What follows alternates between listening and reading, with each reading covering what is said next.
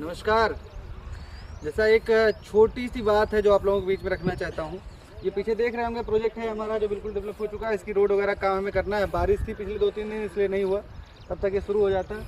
मकान इधर भी बन गए हैं, ये हमारे बाएं हाथ पे देखेंगे इधर भी मकान बन गए हैं। और एक छोटी सी बात जो शेयर करनी थी उस पर आते हैं कि मैक्सिमम कस्टमर मौके पे हमसे जब भी हमारी साइट पे आते हैं तो उनकी एक क्वेरी होती है कि भैया हमें वहाँ प्लाट दीजिए जहाँ रोड सब बन गई हो।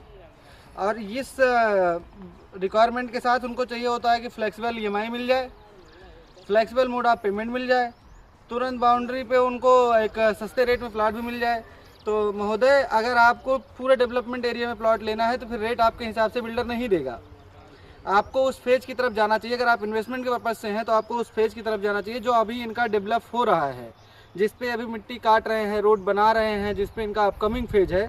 अगर आप उस पे जाते हैं तो आप बिल्डर से निगोशिएट कर सकते हैं रेट पे, बिल्डर आपके रेट के ऊपर आएगा। अगर आप उस पे जाते हैं तो आप निगोशिएट कर सकते हैं अपने प्लॉट के मोड ऑफ पेमेंट्स पे कि हम इस तरह से पेमेंट करेंगे। फ्लेक्सिबल EMI ले सकते हैं, फ्लेक्सिबल मोड ऑफ पेमेंट रख सकते हैं।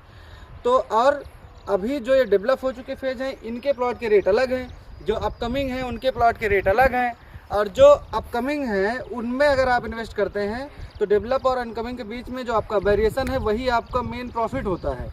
और आप जब तक वो आपका प्लॉट जो अभी आप अपकमिंग वाले प्लॉट ले रहे हैं और रजिस्ट्री होती है, आपका बाउंड्री रेडी होती है, आपका पोजीशन रेडी होता है, तब तक आपको 500-700 रुपये ग्रोथ मिल जाता है 5 से 6 महीने में।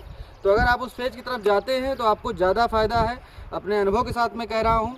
और अब आगे से ही जो भी आप हमारे साथ इन्वेस्टर हैं जो आगे हमसे प्लॉट मांग रहे हैं तो आप अपना रेट बढ़ा सकते हैं। और नई रेट बढ़ाना चाहते हैं तो महोदय हमारे पास उस तरह की कोई ऐसी इन्वेंट्री नहीं, झूठ बोल के आपको कुछ नहीं बेचना चाहते हैं। धन्यवाद। मेरा नाम निखिल है।